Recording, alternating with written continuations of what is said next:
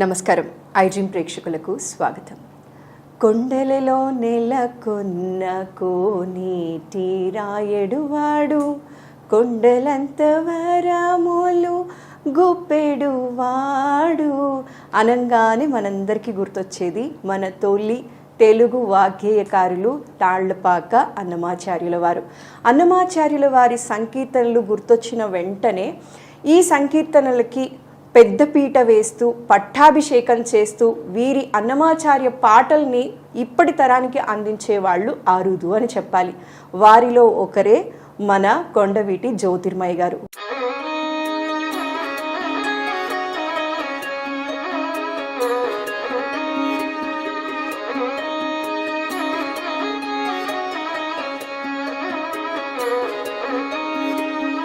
ఇవాళ అన్నమయ్య గారి జయంతి సందర్భంగా వారితో మంచి మంచి పాటలు పాడించుకొని మంచి మంచి విషయాలు తెలుసుకుందాం. నమస్కారం అమ్మ. నమస్తే అమ్మా. అమ్మ, చాలా సంతోషంగా ఉంది మిమ్మల్ని కలవటం. నాకు కూడా. తాళ్లపాక అన్నమాచార్యుల వారి జయంతి సందర్భంగా మొట్టమొదట మన ఈ కార్యక్రమం మొదలుపెట్టే ముందు మీకు ఇష్టమైనటువంటి ఆయన సంకీర్తనతో మొదలు పెడదామా అమ్మ? తప్పకుండా. మొదల శ్రీ వెంకటపతికి చేయెత్తి మొక్కిన మాత్రము లోపలనే పదిలపు షోడశదానయాగములు పంచమహాయజ్ఞంబులును బదలక సాంగంబులుగా చేసిన వాడే కాడ పలుమారు మది మది నుండి కాయ క్లేశము మాటికి మాటికి తనకేలా త్రికరణ శుద్ధిగా చేసిన పనులకు దేవుడు మెచ్చును, లోకము మెచ్చును. ఒకటి కోటి గుణితంబగు మార్గములుండగా ప్రయాస పడనీలా త్రికరణ శుద్ధిగా చేసిన పనులకు దేవుడు మెచ్చును, లోకము మెచ్చును. చాలా సంతోషంగా ఉందమ్మా. త్రికరణ శుద్ధిగా ఏదైనా ఒక పని అనేది చేస్తే ఖచ్చితంగా లోకము మెచ్చుతుంది, దేవుడు మెచ్చుతారు. ఆ దేవుడి కృపతో మీరు ఇప్పటి వరకు చేసిన సేవలు అత్యద్భుతం అమ్మ. అయితే మీరు తాళ్లపాక అన్నమాచార్య గారి సంకీర్తనలకే పట్టాభిషేకం చేయాలి అనే ఆలోచన ఎందుకు వచ్చిందమ్మా? అంటే ఎక్కువగా మీరు అన్ని పాటలు పాడగలరు, అయితే ఈ సంకీర్తనలకే ఎందుకు ఎక్కువ మగ్గు చూపించారు? జనాలు కూడా ఎందుకు ఆదరించారు? అది స్వామివారి అనుగ్రహం అనుకోవాలా? అవును, మీ ప్రశ్నలోనే సమాధానం కూడా ఉంది. తప్పకుండా ఆయన ఎంచుకున్నాడు కనుకనే మనం ఆయన సంకీర్తనని ప్రచారం చేయడానికి ఒక వారధిగా ఉపయోగపడుతున్నాం. కాబట్టి మనం ఒక బ్రిడ్జ్ మాత్రమే. ఆ గొప్పదైన సాహిత్యానికి, సంగీతానికి, ఆయన జయంతులు నిరంతరం ఇలా జరుపుకోవడానికి ఏకైక కారణం ఏమిటనంటే భక్తులు ఆ సంకీర్తనల్ని నిరంతరం గానం చేసుకోవడం. ఎందుకనంటే భగవంతుడి గురించి తెలియాలి అని అంటే భక్తుల వల్లనే తెలుస్తుంది. నేనెక్కడ లేకపోతే నీ కృపకు పాత్రమేది అన్నాడు. ఒక భక్తుడు మాత్రమే మళ్ళా ఆయన్ని క్వశ్చన్ చేయగలడు. కాబట్టి మనం ఏదైనా భక్తి గురించి తెలుసుకోవాలి అంటే భక్తుల గురించి తెలుసుకోవాలి. భక్తుల గురించి తెలిస్తేనే భగవంతుడి గురించి తెలుస్తుంది. అట్లా. సో ఇప్పుడు మనం పాడుకుంటున్న ఈ సంకీర్తనలో కూడా అన్నమయ్య స్వయంగా చెప్పాడు కదా, కుమ్మరదాసుడైన కురువరతి నంబి ఇమ్మన్న వరములెల్ల ఇచ్చినవాడు, దొమ్ములు చేసిన ఎట్టి తొండమాంజె కురవర్తి రమ్మన్న చోటికి వచ్చి నమ్మినవాడు అంటున్నాడు కదా. ఏది ఆయనే పరమ భక్తుడని మనం అంటుంటే ఈయన పోయి వాళ్ళెవరో భక్తులను కీర్తన చేస్తున్నాడు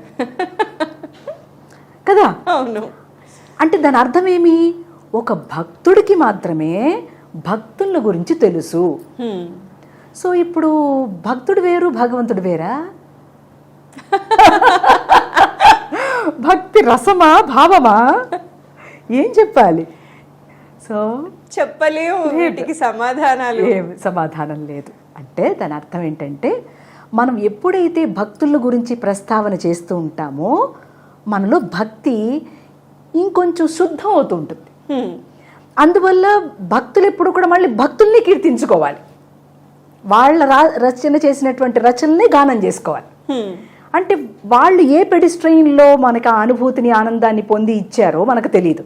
కానీ ఒక్కనొక సందర్భంలో కొన్ని పంక్తులు విన్నప్పుడు వెంటనే మనకి ఆ అమృతం అందుతుంది. ఇప్పుడు అన్నమయ్య ఎలా చెప్తారు, ఒక జానపదం తీసుకుందాం అనుకోండి, ఎందుకంటే జనులందరికీ అది ఇష్టం గనక.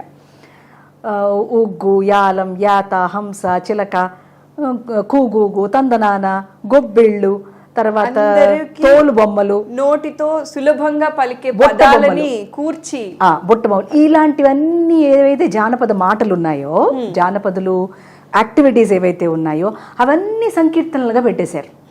పెట్టేసిన తర్వాత చాలా చిన్న చిన్న మాటలుగా ఉన్నాయి. ఎట్లున్నాయి? చల్లరే హరిపై జాజర జాజా, చల్లగా సరసపు జాజర జాజా, చల్లరే హరిపై జాజర జాజా, చల్లగా సరసపు జాజర జాజా, సంగడి కొలువుల జాజర జాజా, సందుల ఒత్తుల జాజర జాజా, చందూరు పాటల జాజర జాజా, సందె చీకటుల జాజర జాజా. ఇలా చెప్పుకుంటూ వెళ్ళి చనుగవ గుర్తుల జాజర జాజా, చనుగవ గుర్తుల జాజర జాజా, ఎనసేను శ్రీ వెంకటేశ్వరుడితని చనుమానంబుల జాజర జాజా అనుకున్నాం. ఆ చివర్లో ఒక మాట చిత్రంగా, అదంతా వైచిత్రం అంటే ఒక ధ్వని అన్నమాట. మనకి పైకి కనిపించే అర్థం ఒకటి, లోపల కనిపించే అర్థం ఒకటి. ఆ ధ్వని లేకుండా రసం పుట్టదమ్మా. అవునమ్మా. రసం పుట్టాలంటే ఆ కావ్యానికి ఒక రసం ఉండాలి, అప్పుడు మాత్రమే అది మనం ఆస్వాదించగలం కదా. అలాంటి రచనల్ని మనం ఊరికనే లల్లాయి పదాలుగా తీసుకుని పాడాలి అని ఆ ఉద్దేశంతో పాడితే ఆ రసం పుట్టదు. దాని ధ్వని తెలుసుకుంటే అత్యద్భుతంగా ఉంటుంది. సమరతి కరగుల జాజర జాజా అంటాడు. ఏమిటి సమరతి కరగుల జాజర జాజా? మనకు అర్థం కాదు కాసేపు. ఏందో ఈ భాష, ఆయన రాసుకున్న భాష అన్నట్లుగా ఉంటుందన్నమాట. అంటే ఆ కొలొక్యల్, ఆ మాండలికం. కానీ ఇక్కడ అది కాదు. ఇలా అందరూ గనక సంకీర్తన పాడుకుంటే ఒకే రకమైనటువంటి అనుభూతి కలుగుతుంది అని చెప్తున్నాడు. ఓకే, ఇప్పుడు ఉన్నది ఒకటా రెండా? ఒకటే ఉంది. అంటే శ్రోతా వక్త స్వయం జనార్దన. రెండు లేవయ్యా, పాడుతున్నవాడు వాడే, వింటున్నవాడు వాడే, అట్లుంటుంది. ఆ తర్వాత చివర్లో అన్నాడు కదా, చనుగవ గురుతుల జాజర జాజ. చనుగవలంటే వక్షస్థలం అని అర్థం. ఏంది వక్షస్థలం అని రాస్తాడు అన్నట్టుంటుంది. ఆ వక్షస్థలం వెనక ఉన్నటువంటి హృదయం ఆయన అనేది అది తెలీదు, అర్థం కాదు, తొందరగా తట్టదు. ఎప్పుడు తడుతుంది అని అంటే మనం కొంచెం యోగ సాధన వైపు ఉంటే తట్టుతుంది. అలాంటి వాక్యాలన్నీ కూడా అలా అలా అలా పరిపుష్టం కావడానికి అన్నమయ్య రాసిన ప్రతి రచన కూడా గర్భం దాల్చి ఉంటాయి. అది డెలివర్ చేస్తే నీకున్నది ఏమిటయ్యా అంటే భగవద్ ఆనందానుభూతి. ఎంత చక్కగా ప్రెజెంట్ చేశారమ్మా. గర్భం దాల్చి ఉంటుంది, అది డెలివర్ చేస్తే అంటే స్వచ్ఛమైన శిశు జననం ఇచ్చినట్లుగా మనకి ఆ అనుభూతి, ఆనందం, ఆ తాదాత్మ్యం అవి వస్తాయన్నమాట. అవి రావాలి అని అంటే మీరు మామూలుగా డిక్షనరీ అర్థాలతో మనం చదివితే అది రాదు. ఎప్పుడు వస్తుంది? మీరు కూడా కాస్తో కోస్తో మెడిటేట్ చేస్తే, మీరు కూడా కాస్తో కోస్తో, మరి సాహిత్యం చదివితే కూడా రాదు. సాహిత్యం చదివితే ఏమవుతుందని అంటే తప్పు కాదు, అది నేర్చుకోవచ్చు. నేను చెప్పేది ఇది కాంట్రవర్షియల్ కాదు, వెరీ క్లియర్, క్లియర్గా చెప్తున్నా. బాగా సాహిత్యం చదవటం వల్ల విషసేకరణ చాలా వచ్చిన తర్వాత మీకు ఆ అనుభూతి ఆనందం అందడానికి కొంత మరపు వస్తుందన్నమాట. ఓహో, మనం ఈ చదివిందంతా గుర్తుపెట్టుకుంటే రాదు ఇది ఆనందం, అది వదిలిపెట్టాలి. ఓకే, అట తెలుస్తుంది. వదిలిపెట్టకపోతే అందులో తప్పులు కనిపించే అవకాశం కూడా ఉంది కదా. వ్యాకరణం లేదంటాం, ఛందస్సు లేదంటాం. లేదంటాం. మరి ఒక్కొక్క చోట ఛందస్సులు లేవు ఆయన సంకీర్తనకి. ఇప్పుడు ఈ కీర్తనలో ఛందస్సు లేదు. చల్లరే హరిపై జాజర జాజా అన్నారు, జాజర జాజరా అనాలి, జాజే అని వదిలేశాడు ఆయన. మరి అప్పుడు ఛందస్సు తప్ప? ఇక్కడ అనుభూతి మాత్రమే పొందాలి. అనుభూతి ఉన్న చోట నీకు గ్రామర్ ఉండదు అని అర్థం. సూపర్ అమ్మ, చాలా చక్కగా అర్థమయ్యేలా చెప్పారు. అయితే అమ్మ, నేను ఒక విషయం అడగాలనుకుంటున్నాను. సాధారణంగా భగవంతుడికి భక్తుడికి మధ్య అనుబంధం, అనుభూతి అనేది మాటల్లో చెప్పలేమమ్మా. ప్రతిరోజు ఏదో ఒక రకంగా ఆయన అనుభూతిని మనం పొందుతూనే ఉంటాం, దేవుడికి దగ్గరగా ఉండేవాళ్ళు. ఇక మీరు ఆయన సేవలో ఉన్నారు, బోల్డన్ని సంకీర్తనలు చేశారు. ఈ బాటలో మీరు వెళ్ళినప్పుడు రాళ్ళు పువ్వులు రెండు చూసి ఉంటారు. చూడలేదు అంటే అది క్వశ్చన్ మార్కే, ఎవరు కూడా నమ్మరు. అయితే ఇలాంటి టైంలో ఎప్పుడైనా మీకు ఒక అనుభూతి చెంది, నాకు స్వామి ఈ సిచ్యువేషన్లో నాకు ఆయన ధైర్యం ఇచ్చారు, ప్రత్యక్షంగానో పరోక్షంగానో అంటే ఒక అనుభూతి చెప్పాల్సి వస్తే ఏం చెప్తారమ్మా? ఇప్పటికీ మీకు గుర్తుండిపోయిన అనుభూతి. ఇదంతా కూడా నేను ఏదైనా కల్పించి చెప్పడమే అవుతుందమ్మా. అలా లేదు నా జీవితంలో. చిన్నప్పటి నుంచి నాకు తెలుసో తెలియకో my life was divine. So నేను దాన్ని వెతుక్కుంటున్నానంటే నేను వెతకలే, అదే వెతుక్కుంటూ నా కోసం వచ్చింది. ఓకే, అది వెతుక్కుంటూ వచ్చినప్పుడు నాకు ఇలాంటి అనుభూతి అని నేను ఎట్ట చెప్పను? Every inch of my life I was seeing ఆయన స్పర్శే చూస్తూ ఉన్నా. నాకు కష్టం వస్తే ఏదో తలుపు ట్యాప్ చేసి ఎవడో వస్తాడు, ఏదో చేసేసి వెళ్ళిపోతాడు.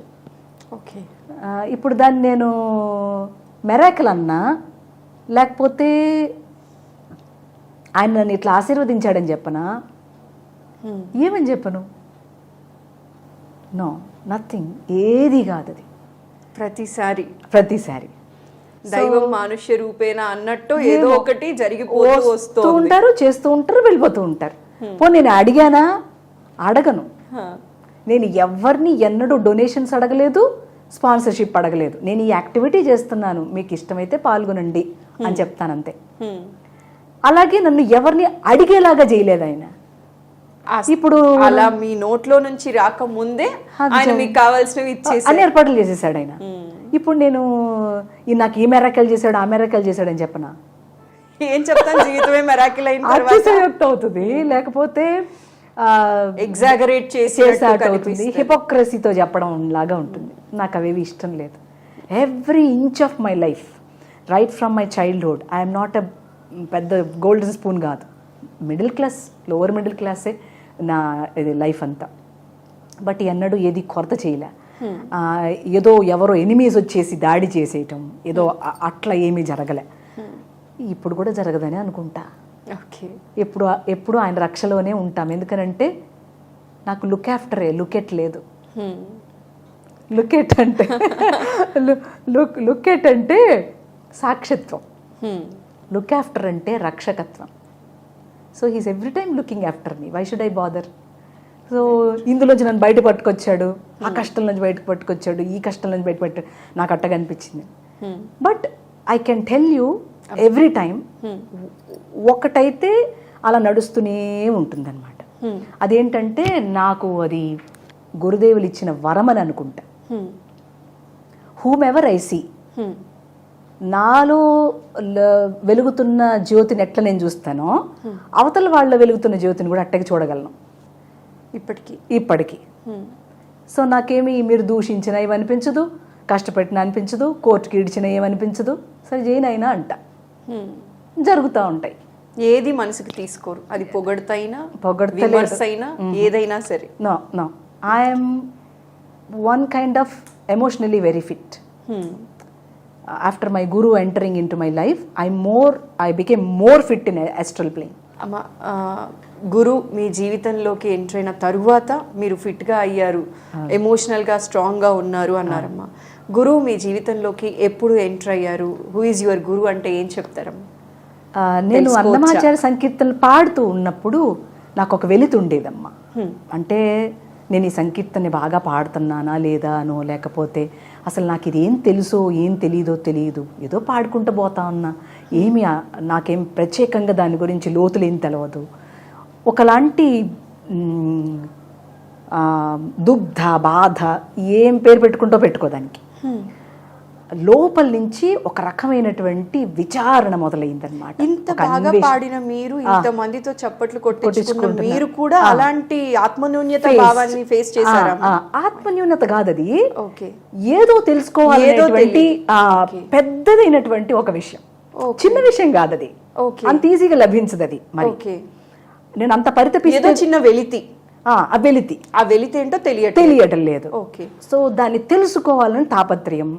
అట్ ద సేమ్ టైం నాకు ఒక గురువు కావాలని 1 సంవత్సరం పాటు ఒక మదన, ఒక అంతర్మథనం బాగా జరిగింది.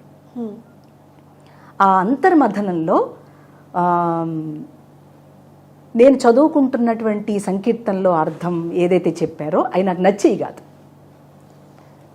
నేను చదువుకున్నప్పుడు కొన్ని అర్థాలు చెప్తారు, తాత్పర్యాలు చెప్తారు సంకీర్తనకి, అది కూడా థియరీ క్లాస్. నాకు అది నచ్చేది కాదు. నో ఇది కాదు అసలు, నేను ఏదో తెలుసుకోవాల్సింది ఉంది, అది తెలుసుకోవడానికి నాకు ఎవరో కావాలి అన్నది గురువు కావాలి అయ్యింది. ఎవరో నుంచి గురువు దాకా వచ్చింది. గురువు దగ్గరకు వచ్చాక ఏ గురువు లేదు, ఇంకా గురువు కావాలి అంతే. ఏ గురువు అనేది నాకు అవసరం లేదు కూడా. ఆ తరుణంలో నన్ను ఆధ్యాత్మంగా బాగా వృద్ధి చేసే దాంట్లో మల్లాది పున్నయ్య శాస్త్రి గారు, ఆయన నాతో కొంతకాలం ట్రావెల్ చేస్తూ కొన్ని విషయాలు నాకు చెప్పడం మొదలుపెట్టారు. పెడితే అప్పుడు ఆయన ఒకరోజు ఆయన అన్నాను, నాన్న నాకు ఇన్ని విషయాలు మీరు చెప్తున్నారు కదా, మీరే నా గురువుగా ఎందుకు ఉండకూడదు అని అడిగితే ఆయన అన్నారు, అమ్మ నేను నీ గురువుని కాదు అన్నారు. ఒక ఫోటో తీసి చూపించారు, ఈయనే నీ గురువు అన్నారు. అప్పుడు మాస్టర్ సివివి గారి ఫోటో, మాస్టర్ ఈకే గారి ఫోటో, 2 ఫోటోలు ఒకే ఫ్రేమ్ లో ఉన్నాయి ఆయన పాకెట్ లో. అది తీసి ఈయనే నీ గురువు అని చెప్పారు. మట్టి బుర్రకు అర్థం కాదుగా. సో అన్నాను, అదేంటి నాన్న మీరు కదా ఇవన్నీ చెప్తున్నారు, అసలు వీళ్ళు ఎవరు అన్నా. అంటే ఆయన అన్నారు, వీళ్ళే నన్ను ఇక్కడ పంపించారు అన్నారు. ఆయన అప్పుడు కూడా నాకు అర్థం కాల. అట్లా కొద్ది రోజులు పోగా దేర్ వాజ్ కలలో కనిపించినటువంటి ఒక మూర్తి అన్నమాట. వారి పాదాలని నేను శుశ్రూష చేస్తున్నా. అట్లా ఏమిట్రా అనంటే, in my past previous birth I was with master CVV అని తెలియవచ్చింది. అప్పుడు మెల్లమెల్లగా ఆయన పతంజలి యోగ సూత్రం, ఆయన మాస్టర్ ఈకే గారు రాసిన పతంజలి యోగ సూత్రం, భగవద్గీత, నారద భగ సూత్రం, whatever all the literature of master ఈకే, అవి మెల్లగా చదవటం ప్రారంభం చేశాను. అప్పుడు నాకు సంకీర్తనలో ఉన్న విషయం అర్థమైంది. ఎక్కడైతే అక్కడ వెలితి ఫీల్ అయ్యారో ఆ వెలితి తీరిపోయింది పూర్తిగా. అసలు ఇంత కూడా కొరత లేదు ఇప్పుడు, అసలు ఏ కొరత లేదు. తెలిస్తే తెలుస్తుంది, లేకపోతే లేదు.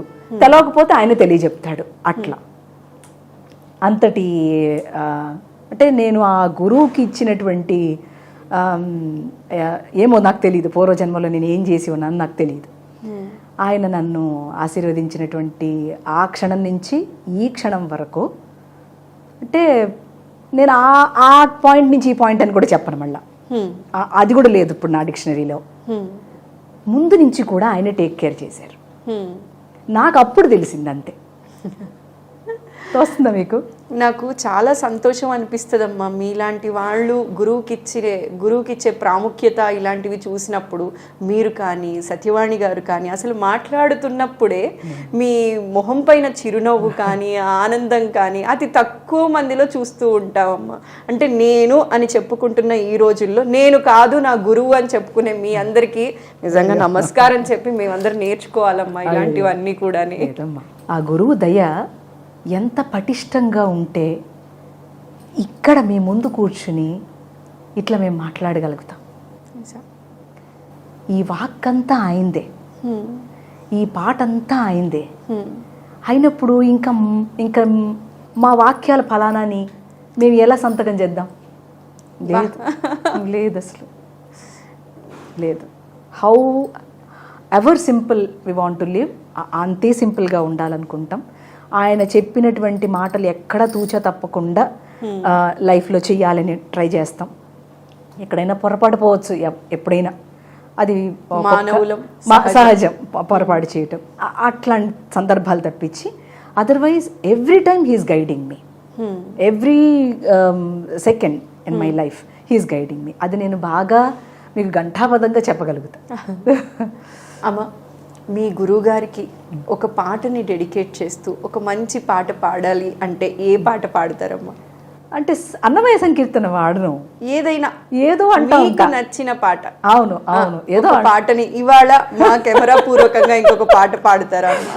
అది ఏదో అంట గురు గురు గురు స్మరణ అనమాట.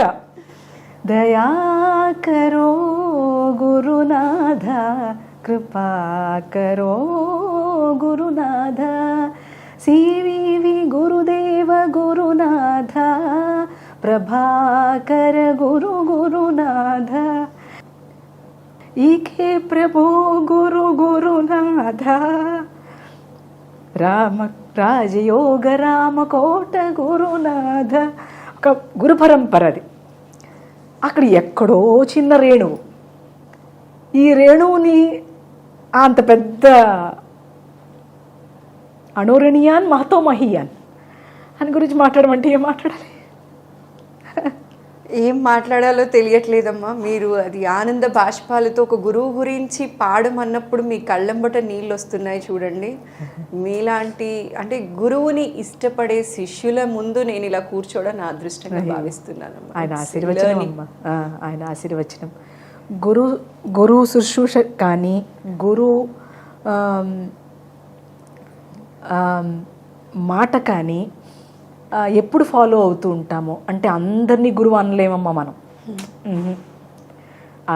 మనం సంగీతం నేర్చుకున్న ప్రతి వాళ్ళు గురువు, సంగీతం నేర్చుకున్న ప్రతి వాళ్ళు గురువు. అది ఒక స్టేజ్. కానీ the final Guru is one. నేను దాని గురించి మాట్లాడుతున్నాను. అంటే వీళ్ళంతా తక్కువని కాదు, వీళ్ళు కూడా అంతే గొప్పవాళ్ళు, అంతే అవసరం కూడా లైఫ్లో. కాకపోతే ఒక టర్న్, ఒక షిఫ్ట్, ఒక ట్రాన్స్ఫర్మేషన్ ఎప్పుడు కలుగుతుంది అని అంటే ఆ గురువు మన జీవితాన్ని ఎప్పటికప్పుడు కరెక్ట్ చేస్తూ, అంటే మెంటల్గా ఫిట్ లేని, అస్ట్రల్గా ఫిట్ లేని, ఎమోషనల్గా ఫిట్ లేనటువంటి కొన్ని విషయాలు ఉంటాయి మానవుడికి. వాటన్నిటిని ఫిట్ చేస్తూ ఉంటారు చూడండి. అప్పుడు మనకు తెలుస్తూ ఉంటుంది, ఓహో ఇది నేను కాదు, నేను కానిదిగా ప్రవర్తిస్తున్నా, నేను ఇది అది కాదు, I'm that, I'm not this అనేది ఎప్పుడైతే మనకి ఆ కాన్షియస్, ఆ అలర్ట్నెస్ ఎప్పుడైతే మొదలవుతుందో, నాకు తెలిసి అంతా ఉండేది అవేర్నెస్ అని తెలుస్తుంది కదా.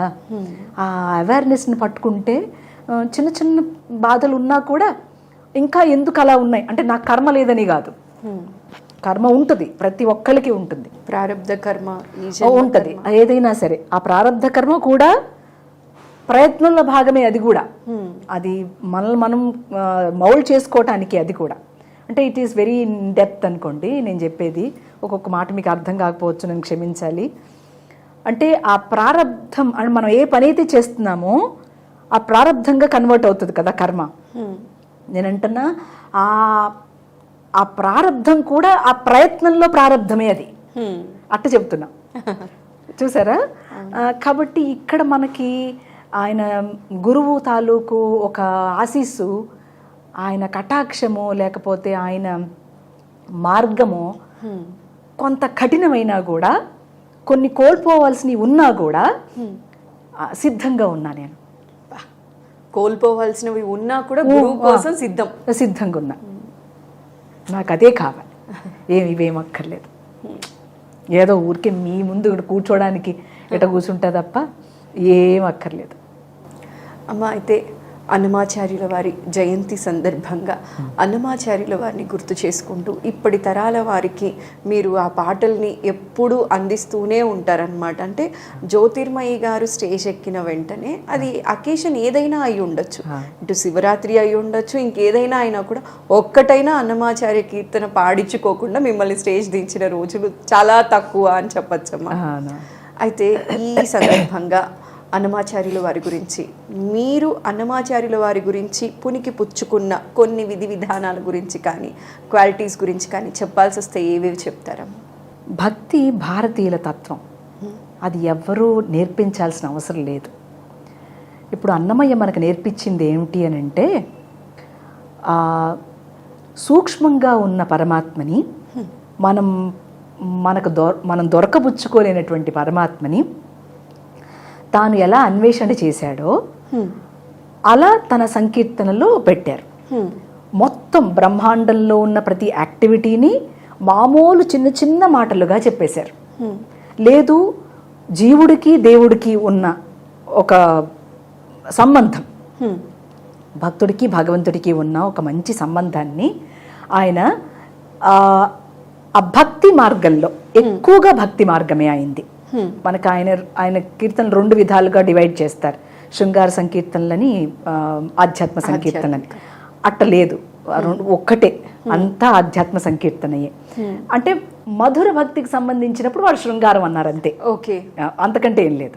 మన కన్ఫ్యూజ్ అవ్వాలి, శృంగారంతో మేళవిచ్చినప్పుడు అది అలా చెప్పబడింది అంతే తప్ప అంతా ఆధ్యాత్మమే.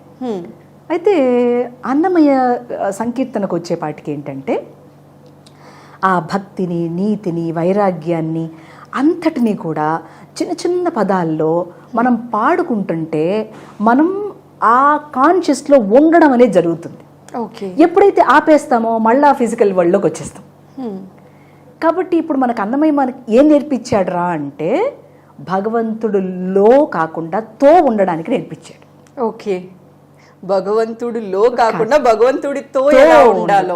ఎందుకంటే ఒక్కొక్కసారి నేనంటాను అది కరెక్ట్, ఇది కరెక్టే. మనకి మరకట కిషోర్ న్యాయం, మార్జాల కిషోర్ న్యాయం ఉంది భక్తిలో. 2 రైటే, అదొక స్టేజ్, ఇదొక స్టేజ్.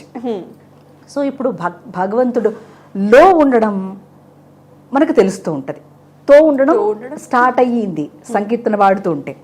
ఇప్పుడు అందులో ఉంటాం, మీకు దోస్తుందా? అంత బ్యూటీ ఉందన్నమాట ఆ సంకీర్తనలో. అది ఆపేశారనుకోండి మళ్ళీ బయటకు వచ్చేస్తూ మళ్ళీ ఏదేదో అట్రాక్ట్ చేస్తుంది. పాడుతూ ఉన్నాం అనుకోండి అందులోపలే ఉంటాం, లో ఉండాలి.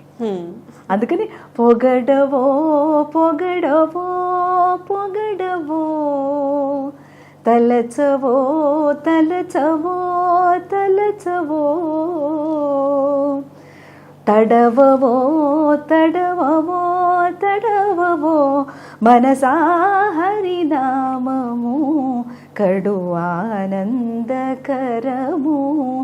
మరుగవో మరుగవో మరుగవో, మనసా హరినామము కడు ఆనందకరము. మరిగిపోమంటున్నాడు.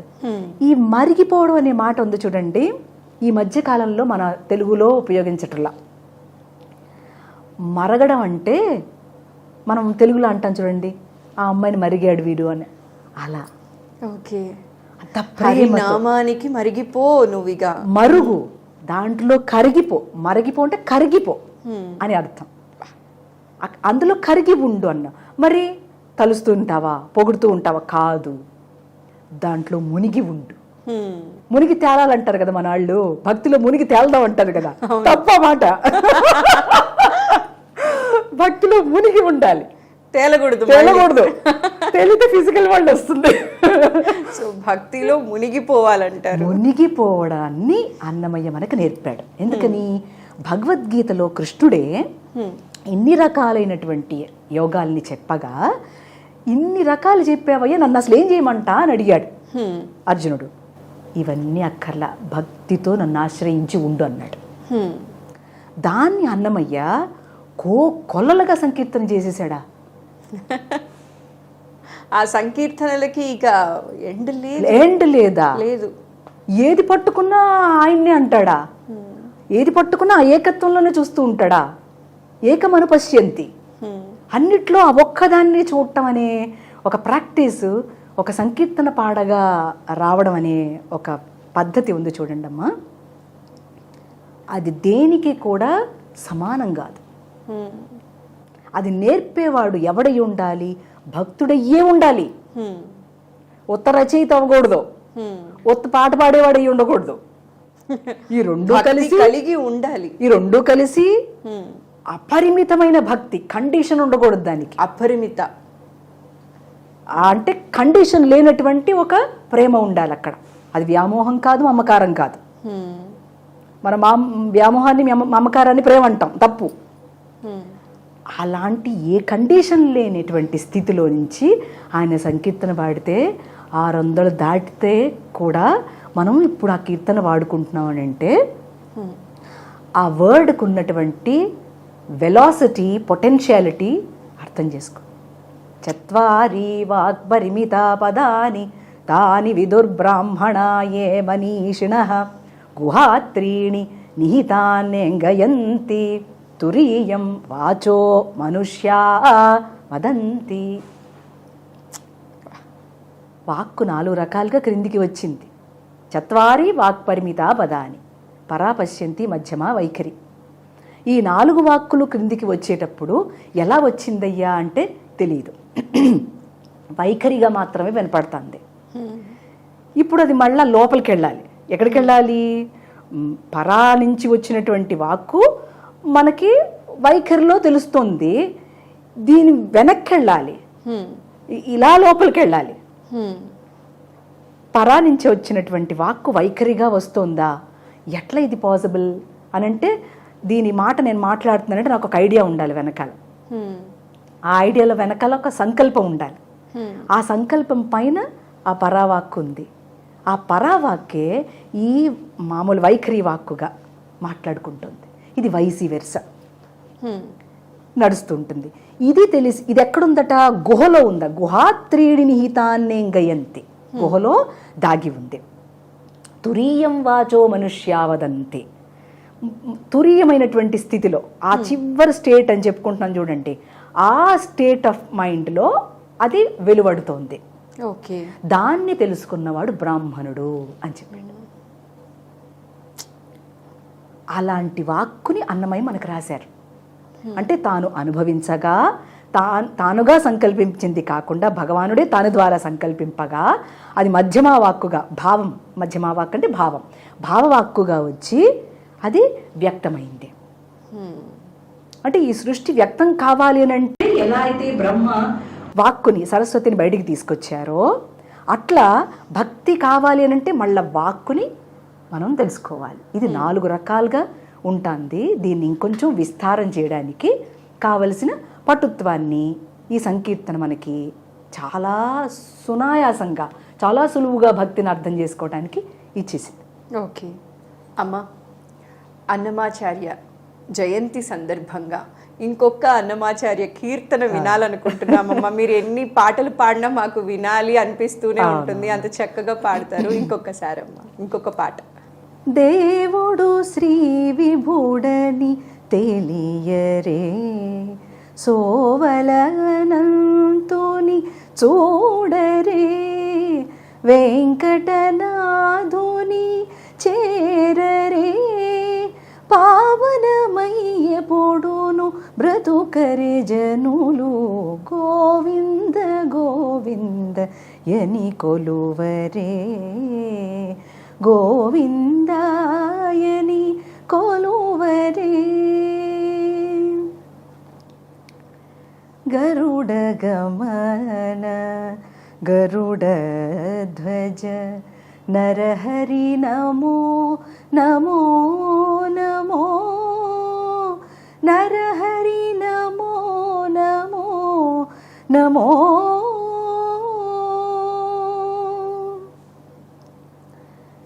చంచలము మానితేనో సంసారమే సుఖము, పొంచి హరిదాసుడైతే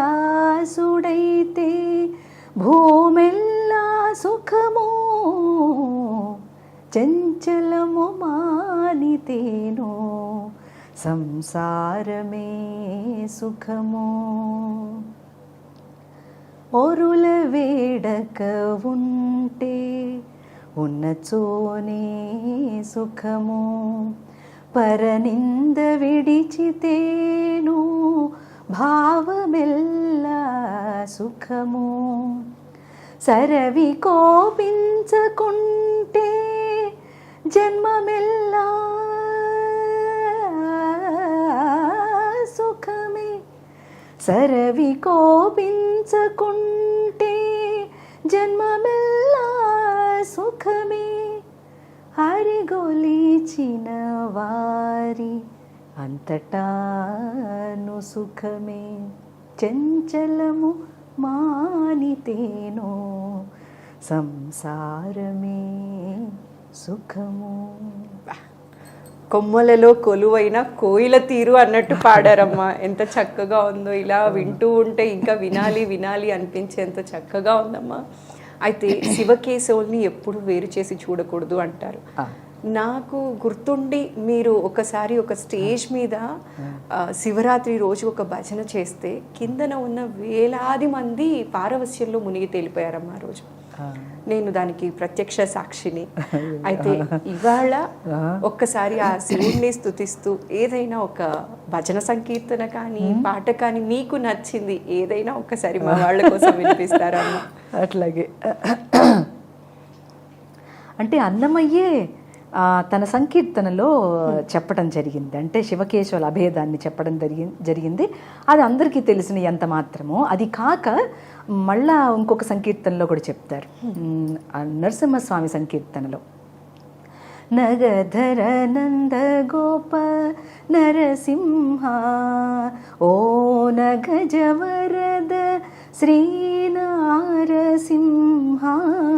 నగధర నంద గోప నరసింహ నవరసాలంకార నరసింహ. నవనీత చోర శ్రీ నారసింహ. నమక చమకహిత నరసింహ ఓ నరకాంతక జై జై నారసింహ. నమక చమక హిత నరసింహ. ఆయన ఏ భేదం చూశాడని మనం కొట్టుకు చస్తున్నాం. శివుడని కాసేపు, విష్ణువని కాసేపు. ఏంది ఈ గోలంతా? అంత మహాభక్తుడికే ఏ భేదం లేకుండా అయ్యా నరసింహస్వామి తండ్రి నీకు నమ్మక చమకాలతో పూజ చేస్తున్నాం అని అన్నాడు. మీరు పురుష సూక్తం చదివినా అంతే, రుద్రం చదివినా అంతే, రెండిట్లో ఒకటే ఉంటుంది, ఏం భేదం లేదు. రూపం మారుతుంది అంతే. మనం కావాల్సిన అనుకున్న రూపాన్ని కట్టుకున్నాం, ఋషి చెప్పిన రూపాన్ని మనం చెప్తున్నాం. నేనేమంటున్నా, ఈ ఇద్దరికీ భేదం లేనటువంటి ఒక స్థితి తెలియాలనంటే ఎవ్వరు ఆధ్యాత్మ సాధన చేసినా వాళ్ళకి వన్ పాయింటెడ్నెస్ తెలియాలి. అంటే నువ్వు ఆరాధిస్తున్న గురువులో అందరి దైవాల్ని చూడు. ఓకే, లేదు నువ్వు ఆరాధిస్తున్నటువంటి దైవాలు, రకరకాల దైవాలు చెప్పుకున్నావు కదా, ఆ ఒక్క దైవంలోనే అన్ని దైవాల్ని చూడగలవు. అది సాధన చెయ్యి, అది అసలైన సాధన. కాబట్టి మనకు రకరకాల ముక్కోటి దేవుళ్ళు రకరకాల వేవరీగా ఉండిపోకర్లా. ఆ రాముడిలోనే ఆ శివుడు కూడా ఉన్నాడని ఎన్నిసార్లు చెప్పుకుంటాం మనం, ఎన్ని రకాలుగా చెప్పుకుంటాం అట్లా. సో మనకున్న అవకాశం అంతా ఏంటనంటే ఆ వన్ పాయింటెడ్నెస్ని పెట్టడమే యోగం అంటే. ఇప్పుడు కూడా నేను ఆ శివకేశవుల్ని వేరు చేసి చూడకూడదు అనే పాయింట్ ఎందుకు మెన్షన్ చేశానో తెలుసమ్మా. ఇప్పటికీ రీసెంట్గా నేను ఒకటి విన్నది ఏంటి అంటే, నేను ఎక్కువగా రాముల వారిని కొలుస్తూ ఉంటాను అనమాట. వాళ్ళ శివుడి గుడి దగ్గరలో అందరూ కలిసి వెళ్తూ ఉన్నప్పుడు అంటున్నారనమాట, మేము గుడికి వెళ్తున్నాం మీరు కూడా వస్తారంటే, ఏంటి ఆ క్వశ్చన్, వస్తాను కదా అంటే మీరు ఎక్కువ రాముల వారిని మొక్కుతారు కదా, ఈయన్ని మొక్కుతారా లేదా అని. ఎందుకంటే కొందరు నిలువునామం పెట్టుకునే వాళ్ళు ఈ గుడికి రారు, అడ్డనామం పెట్టుకునే వాళ్ళు ఆ గుడికి, ఇంకా ఉన్నారా అట్లా అనేసి అడిగాను నేను. అవును, లేదండి అట్లేం లేదు అని చెప్పా. అంటే ఇవన్నీ నాటుకు పోయాయమ్మా, ఎప్పటి నుంచో చాలా మందిలో ఇది నాటుకుపోయింది. అట్లీస్ట్ కంప్లీట్ గా ఇది పోయే ప్రయత్నం అందరూ స్టాండ్ తీసుకోవాలి. మీలాంటి వాళ్ళు ఇలాంటి దగ్గర ఒక్క మాట చెప్పినా కూడా కొందరికైనా సరే అది అంటే ఇప్పుడు మరి నేను సంకీర్తన పాడుతున్నానంటే శివకీర్తన పాడలేదా? పాడుతూనే ఉన్నా కదా, పాడుతూనే ఉన్నా, దాంట్లో నాకేం భేదం లేదు. శంకర శివశంకర శివశంకర శంభో శంకర అభయంకర శివ శంభో మహాదేవ ఢమ ఢమ ఢమరు భజే శివ గణ గణ గంటా భజే ఢమ ఢమ ఢమరు భజే శంభో గణ గణ గంటా భజే ఢమ ఢమ ఢమరు భజే శంకర గణ గణ గంటా భజే భోలేనాథ్ శంభో భం భం భోలేనాథ్ శంభో. ఇది అంతా word. It is this all the sounds are the sound principle working for the entire eternity to stay in devotion. ఈ సౌండ్ లేకపోతే ఏం లేదు, ఏం లేదు. అమ్మ అందరి పాటలు వినేసామమ్మా. నాకు ఇష్టమైనటువంటి రాముడి పాట కూడా మీతో పాడించుకోవాలమ్మా. అట్లాగా రాముడి కీర్తనలు చాలా ఉన్నాయి, చాలా. ఈ మధ్య అయోధ్యకి పూర్వ వైభవం వచ్చేసింది. అయోధ్యకి వైభవం వచ్చిన తరువాత మీ నోటి ద్వారా ఐ డ్రీమ్ సాక్షిగా ఒక పాట వినాలి అనుకుంటున్నా. చాలా మంచి మంచి కీర్తనల్ని పెద్దలందరూ కూడా చాలా మంది చేసి ఉన్నారు, పూర్వం కూడా చేసి ఉన్నారు. పరగ సుగ్రీవు పాలి పరమ బంధువితడు సరి హనుమంతు పాలి సామ్రాజ్యము నిరతి విభీషణుని పాలి నిధానము ఈతడు గరిమజనకు పాలి ఘన పారిజాతము రామచంద్రుడితడు రఘువీరుడు కామిత ఫలమూలియగలిగినిందరికి రామచంద్రుడితడు రఘువీరుడు. చిత్రమైన వాడు రాముడు. ఈ ఎవ్వరు కనిపిస్తే నువ్వు నా ఆత్మస్వరూపం అంటాడు. ఇదడు గోలయ్యా అనుకుంటా మన రామాయణం పట్టుకుంటే.